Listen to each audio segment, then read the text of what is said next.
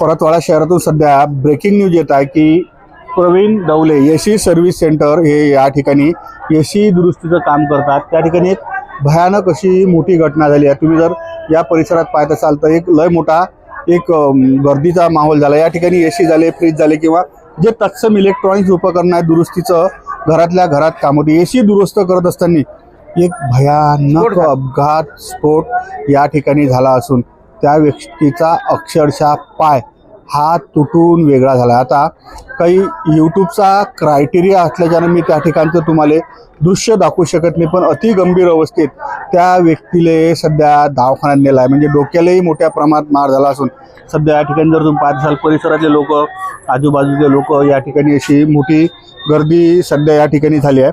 विशेष म्हणजे एसी जर म्हटले तर आजकाल प्रत्येकाच्या घरी सेन्सिटिव्ह असा सब्जेक्ट असते, प्रत्येका घरी एसी पाहिजे आणि एसी दुरुस्तीचं काम या ठिकाणून चालत होतं।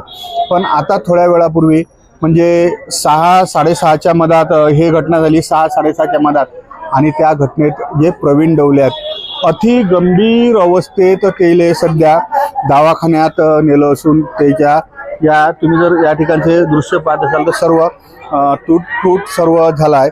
हे एक ब्रेकिंग न्यूज सध्या गावरान इंटरव्ह्यूत आहे। घटनेची आता तात्काळ मी पोलीस स्टेशनला माहिती दिली आहे। पोलिसाची टीम या बाजूने येत असेल, या ठिकाणी लवकर येणार आहे। पण तत्पूर्वी एसी दुरुस्त करताना या ठिकाणी झालेल्या घटनेनं परिसरात एकच खळबळ होऊन गेली आहे। त्याच्या जे नातेवाईक लोक आहेत हे मोठ्या प्रमाणात रडारड करत असून एसी दुरुस्त करताना परतवाडा शहरातील नामांकित प्रवीण डवरे याचा एक भयानक अपघात झाला, ज्याच्यात त्याचा अक्षरशः एक पाय जाग्यावर तुटला असून त्याच्या डोक्यालाही मोठ्या प्रमाणात गंभीर मार लागले असल्याची प्राथमिक माहिती गावरान इंटरव्ह्यूत राहिली।